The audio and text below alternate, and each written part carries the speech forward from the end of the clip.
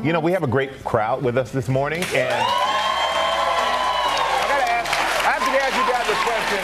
Are there any, like, Game of Thrones fans out there? Yeah. Now, it's one of the most popular shows of all time, and there's an article in the New York Post that talks about, it's quite a debate, how quiet should you be during Game of Thrones? Because it seems like a lot of people are upset and at odds about it. No, I mean, this was a huge debate. Yeah. But is it just about Game of Thrones? Well, because there's a lot of dialogue, you've got to really. But I think we can broaden it. If you're not, I think any show that requires a lot of paying attention. Well, Game of Thrones requires a notepad and a lot of paying attention. You got to write down and a lot. periodic quizzes. Yeah. Who owns the dragon babies? Like all kinds of stuff. Yeah, it's a lot going on. But is it okay to talk during a TV show?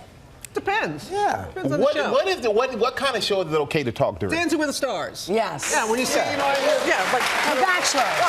The Bachelor. Oh, the Bachelor. But you can't. You'll miss all the dialogue in The Bachelor. I would say that, like in The Crown, I really have to focus. It's historical. I'm getting into it, so I might not like as much chatter as I would on, say, The Bachelor, Bachelorettes. What about you, George? Is that Allie okay? gets mad at me when I yell back at the TV. What do you yell back? House of Cards. I'll yell back at House of Cards. You're yelling at House of Cards? Oh, you Sure. see that? Yeah. Do you think they're going to say something back? She does. What about you? Well, you know what?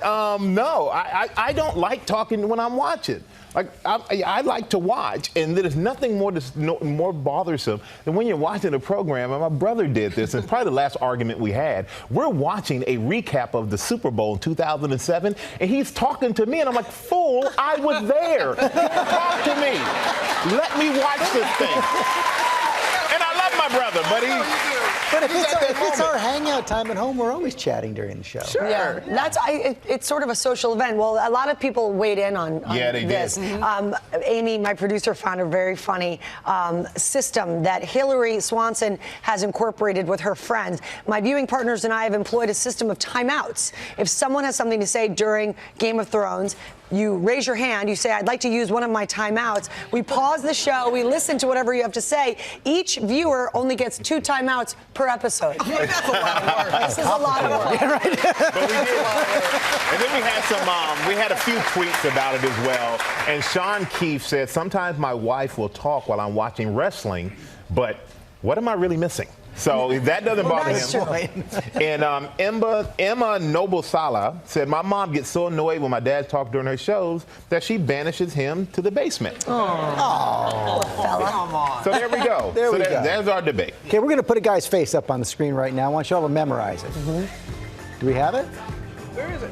There he is. There he is, right there. Memorize that face, because if you see him at the airport, he's going to give you a first-class ticket. His name is, he's a blogger, he's a travel blogger.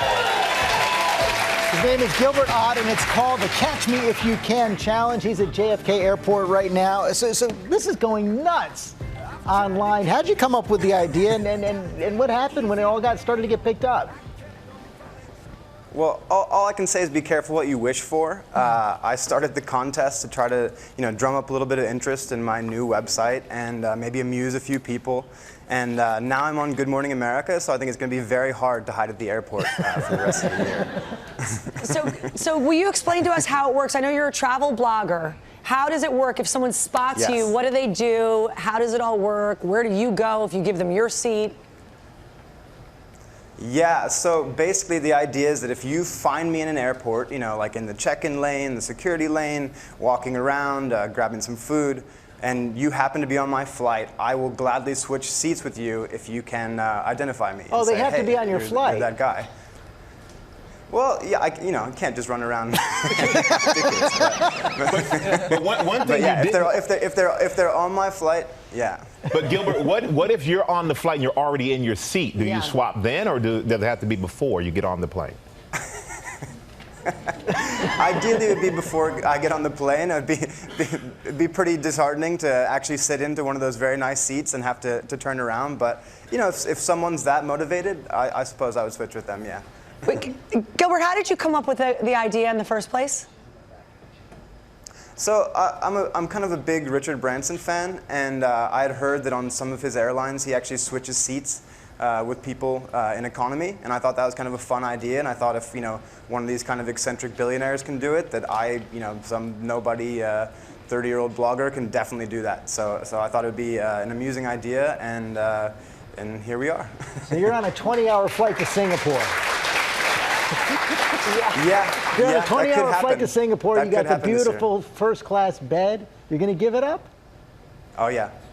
Wow. If someone finds me, I would happily give it up. You are committed. I don't know, happily might be an overstatement, but yeah. Well, as you said, you're a travel blogger, a travel guru. We have a lot of people that are here visiting us. They're traveling. What's your #1 travel tip? Well, so I think one thing that people really overlook is that they focus just on the economy section. Occasionally, especially in the US, business class or first class is sold either at the same price or fractionally above on certain flights. And when you factor in things like paying for checked bags and seat assignments and these other things, it can actually work out cheaper, and it's a pretty nice experience. So I think don't be afraid to glance into that column. Sometimes it works out in your favor. That's great advice. All right. Thank you, Gilbert. And the only thing is, he may never fly first class again, ever, for the rest of his life. Just But that's a on very GMA. nice A lot of young people saw man, him. giving up his seat like that. Yep.